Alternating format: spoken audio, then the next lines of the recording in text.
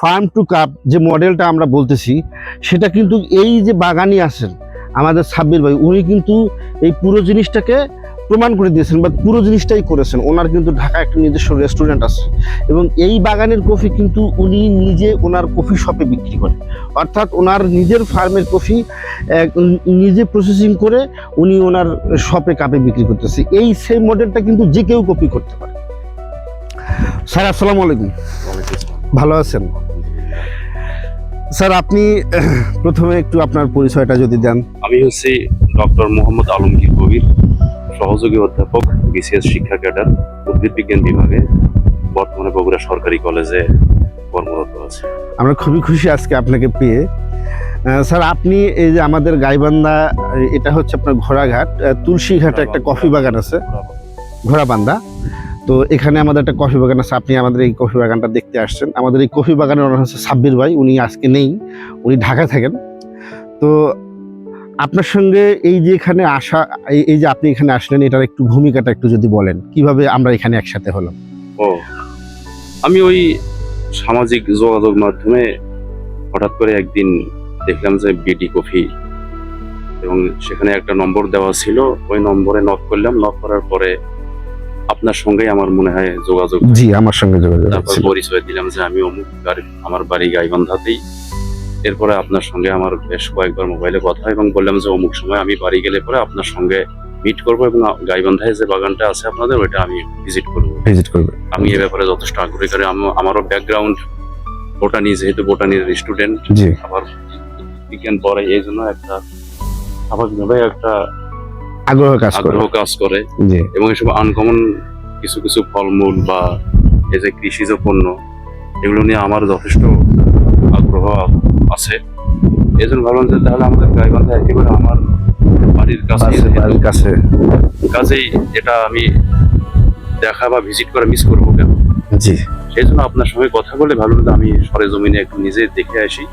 তো দেখে তো আমি একেবারে আসলে অভিভূত যে এরকম একটা বিদেশি জিনিস, আমরা কফি বলতেই বুঝি ব্রাজিল বা কেনিয়া, সেসব মানে গ্রীষ্মমণ্ডলীয় এলাকার ফসল যে আমাদের এখানে এত অসাধারণ ভাবে হচ্ছে, এটা আসলে মানে না দেখলে কেউ বিশ্বাস করবে না।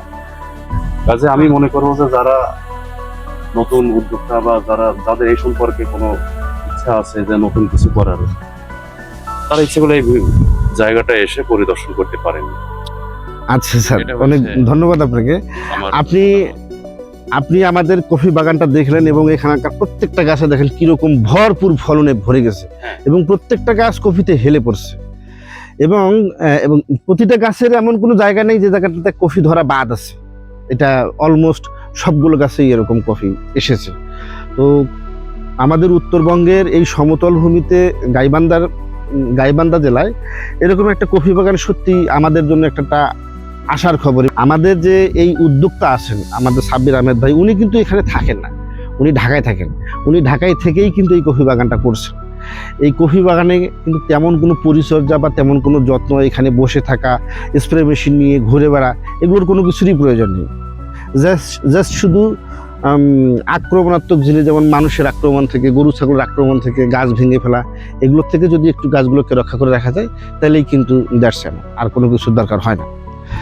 তো এই যে স্যার আপনি আমাদের বাগানটা দেখলেন, আমরা যে প্রচারণা চালাই বা আমরা যে কথাগুলো লোকজনকে বলতেছি যে আপনারা কফি বাগান করেন, এটা ব্যাপক সম্ভাবনা তৈরি হচ্ছে, এবং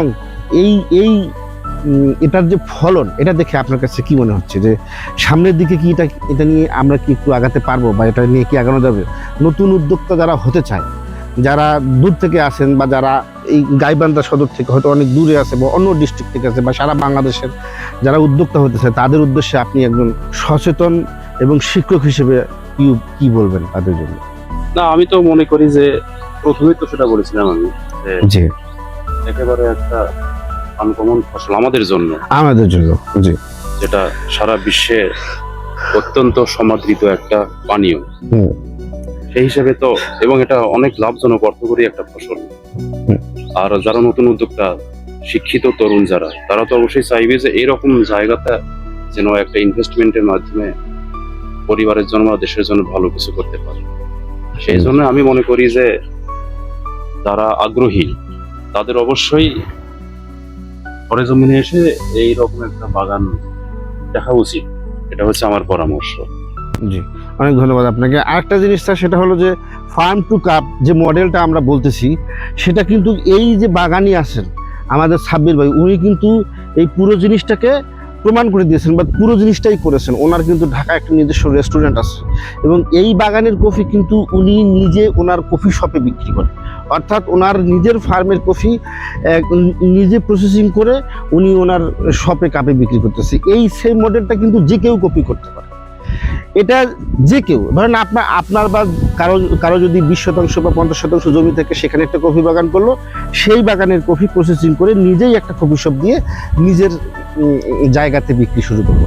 এখান থেকে তার একটা অধিক মুনাফার সহ একটা আয়ের, একটা সাস্টেইনেবল ইনকামের সুযোগ তৈরি হইতেছে।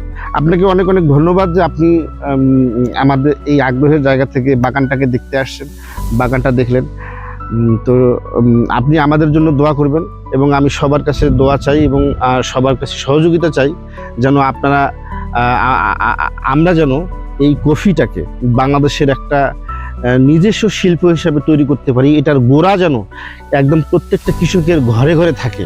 সবাই মিলে যেন এই জিনিসটাকে আমরা একটা নিজস্ব ইন্ডাস্ট্রি, দেশের একটা শিল্প হিসাবে তৈরি করে আমাদের দেশের অর্থনীতিকেও শক্তিশালী করতে পারি, রপ্তানি বাণিজ্যেও যেন আমরা একটা দখল বা একটা অবস্থান তৈরি করতে পারি এবং কর্মসংস্থানের দিক থেকে যেন আমরা কর্মসংস্থান বৃদ্ধি করতে পারি। সবাই আমাদের জন্য দোয়া করবেন এবং সহযোগিতায় আমাদের পাশে থাকবেন। ধন্যবাদ সবাইকে ভিডিওটি দেখার জন্য। এবং যদি মনে করেন যে আমাদের এই কার্যক্রমগুলো আপনাদের জন্য বা কারো জন্য উপকার হবে, তাহলে সেই ক্ষেত্রে ভিডিওটি শেয়ার করে দেওয়ার জন্য অনুরোধ থাকলো। আসসালামু আলাইকুম, ধন্যবাদ সবাইকে।